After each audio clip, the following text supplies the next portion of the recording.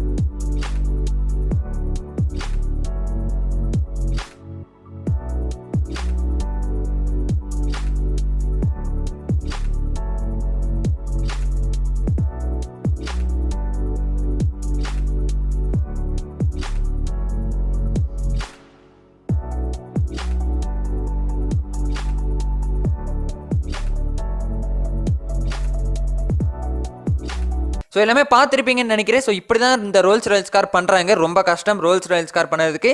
எல்லாம் ஒரு ஸ்க்ரூ கூட வந்து பார்த்து வைக்கணும். அந்த மாதிரி மிஷினே பண்ணுது, இருந்தாலும் நம்ம ஒரு டைம் செக் பண்ணணும். ஸோ அவ்வளோதான் சித்தோட முடிச்சுக்கலாம். இந்த வீடியோ உங்களுக்கு பிடிச்சிருக்குன்னு நினைக்கிறேன். ஸோ நாளைக்கு பார்த்தீங்கன்னா இதை விட ஒரு பிரம்மாண்டமான வேற லெவல் இன்ட்ரெஸ்டிங்கான வீடியோவில் சந்திப்போம். இப்போதைக்கு உங்களாம் தமிழ் இன்னோவேஷன் 2.0 தமிழை வளர்ப்போம், தமிழை காப்போம்.